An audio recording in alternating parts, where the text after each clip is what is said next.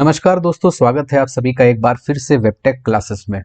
दोस्तों, जैसा कि आप जानते हैं कि हम चैप्टर 8 तक की क्लासेस कंप्लीट कर चुके हैं और आज की क्लास से दोस्तों हम चैप्टर 9 स्टार्ट करने जा रहे हैं जो फ्यूचर स्किल्स और साइबर सिक्योरिटी के बारे में है।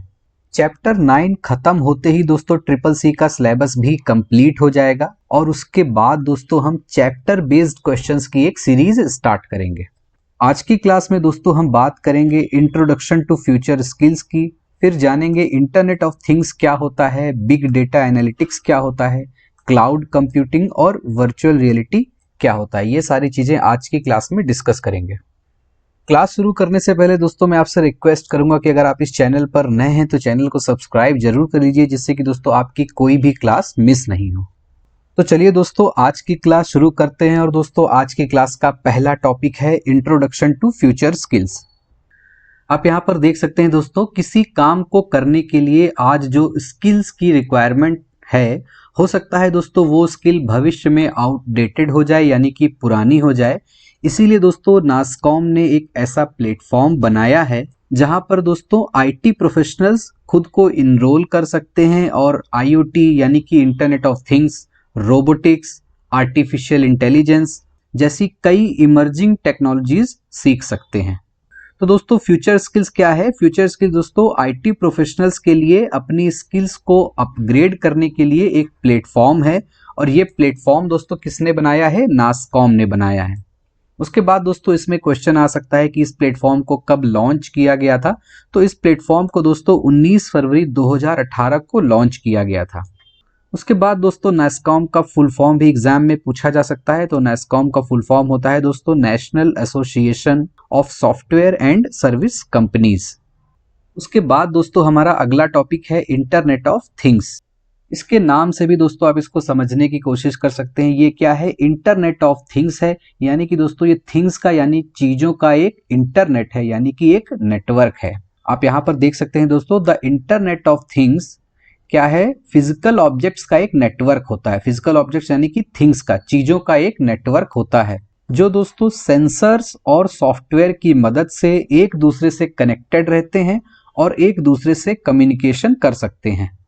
एग्जाम्पल के तौर पे दोस्तों आपने नोटिस किया होगा आजकल के जितने भी गैजेट्स आ रहे हैं वो सारे ही स्मार्ट गैजेट होते हैं, चाहे दोस्तों वो स्मार्ट वॉच हो या फिर स्मार्ट टीवी हो या फिर दोस्तों हमारा स्मार्टफोन ही क्यों ना हो। आजकल सारे जो गैजेट्स हैं वो स्मार्ट हैं। इसका मतलब ये है दोस्तों उसमें कुछ ना कुछ सेंसर्स लगे होते हैं और दोस्तों वो इंटरनेट से कनेक्टिविटी भी स्टेब्लिश कर सकते हैं। इसीलिए ही दोस्तों इन्हें स्मार्ट गैजेट्स कहते हैं और दोस्तों ये इंटरनेट ऑफ थिंग्स का ही एक एग्जाम्पल होते हैं, क्योंकि दोस्तों स्मार्ट वॉच जो होती है उसे आप अपने फ़ोन के थ्रू कनेक्ट कर सकते हैं और आप इसे इंटरनेट के थ्रू भी कनेक्ट कर सकते हैं। इसीलिए दोस्तों इसे इंटरनेट ऑफ थिंग का एक एग्जाम्पल कहा जाता है।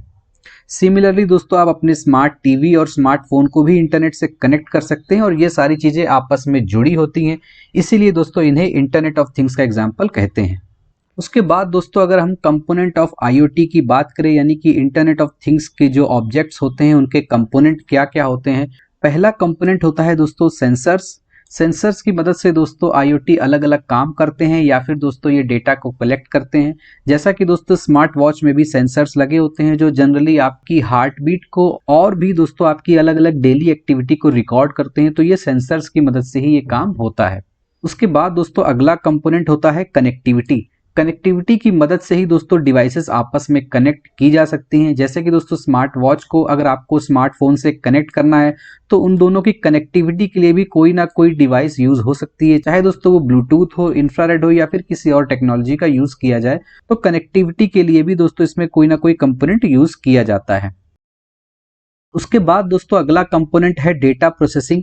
डेटा प्रोसेसिंग में दोस्तों जो भी आईओटी कोई ना कोई डेटा कलेक्ट करती है उसको प्रोसेस करके आपको डिस्प्ले करना या फिर उसको सेंड करना, वो ही सारी चीजें आती हैं।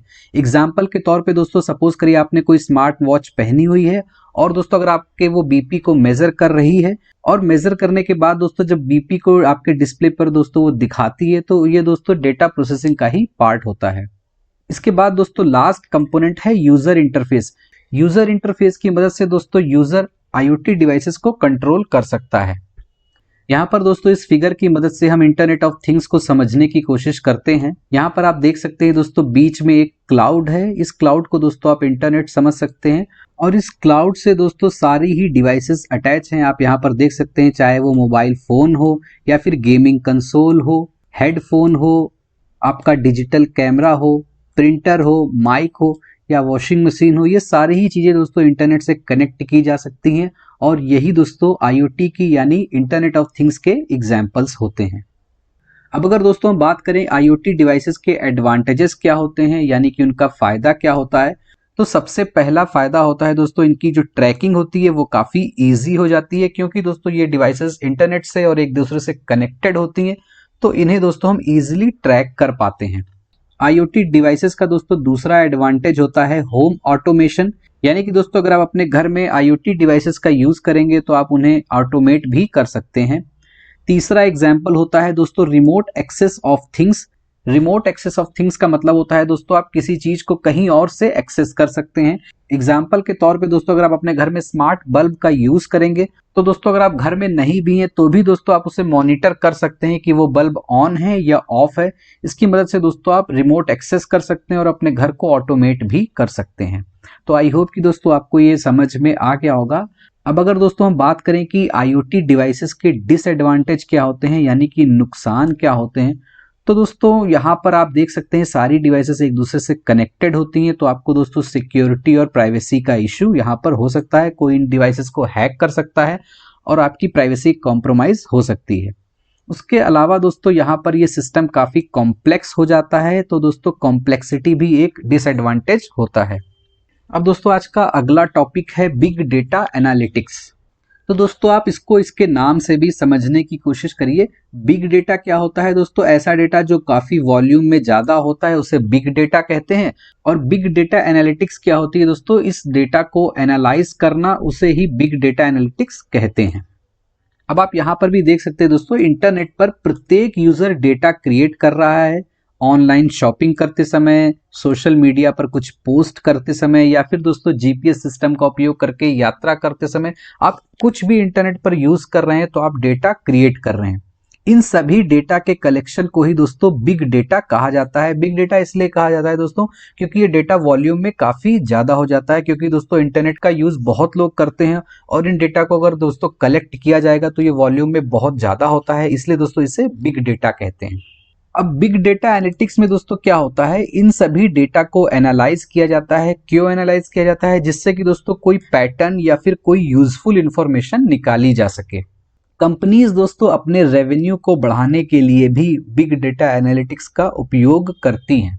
एग्जाम्पल के तौर पे दोस्तों अगर आपने कभी ध्यान दिया होगा कि अगर आप अमेजन, फ्लिपकार्ट या फिर किसी और ई-कॉमर्स वेबसाइट पे आप जाएं और वहां पर दोस्तों आप किसी प्रोडक्ट को देखें और फिर उसको परचेज ना करें और दोबारा दोस्तों अगर आप अपना सोशल मीडिया अकाउंट ओपन करेंगे तो हो सकता है दोस्तों आपको वही प्रोडक्ट एज ए एड वहां पर दिखाई देगा।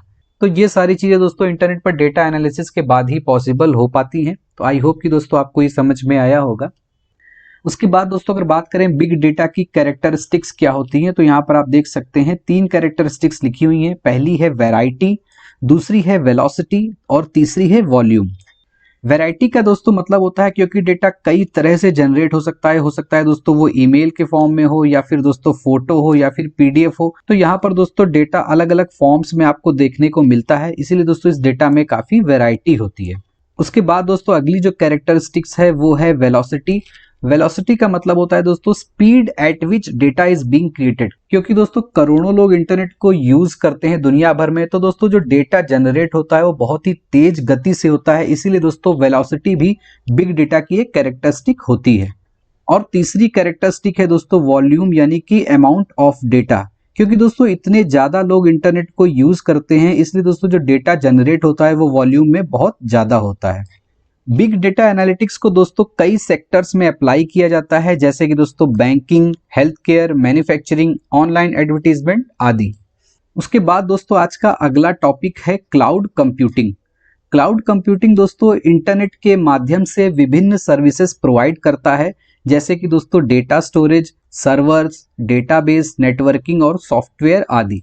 सपोज करिए दोस्तों आपको स्टोरेज की जरूरत है और आपके सिस्टम में उतना स्टोरेज नहीं है, तो दोस्तों आप ऑनलाइन भी कंपनी से स्टोरेज परचेज कर सकते हैं और दोस्तों वहां पर अपनी फाइल्स को स्टोर कर सकते हैं।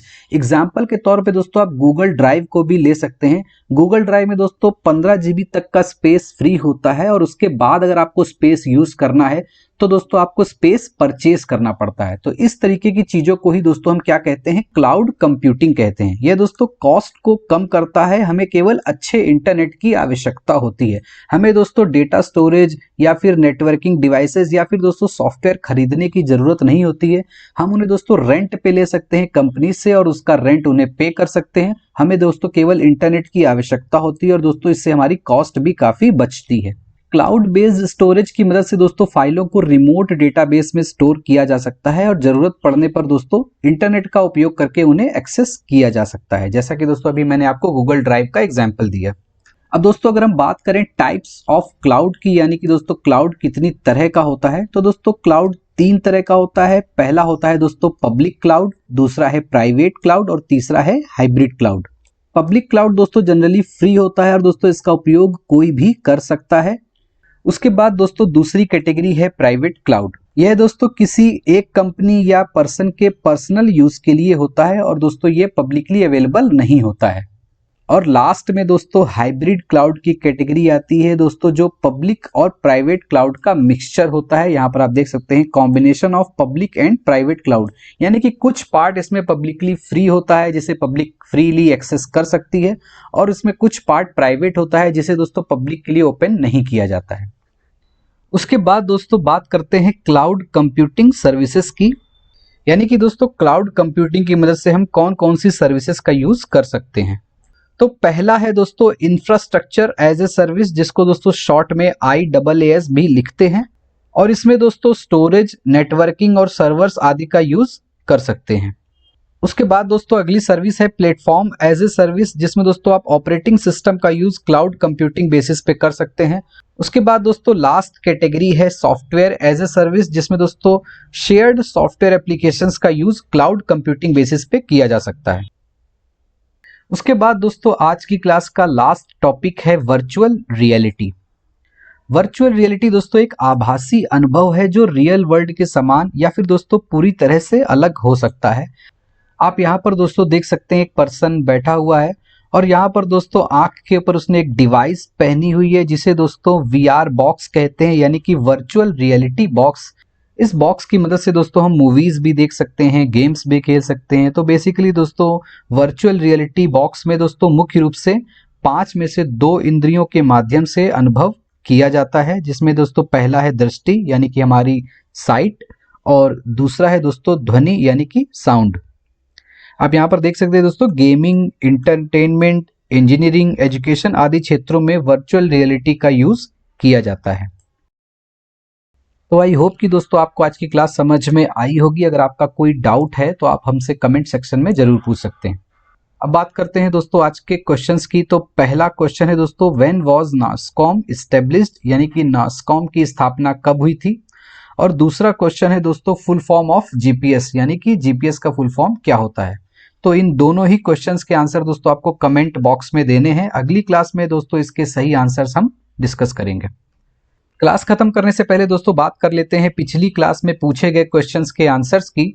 तो पहला क्वेश्चन पूछा था दोस्तों there are how many digits in an IFSC code, यानी कि IFSC कोड में कितनी डिजिट्स होती हैं। तो इसका सही आंसर है 11।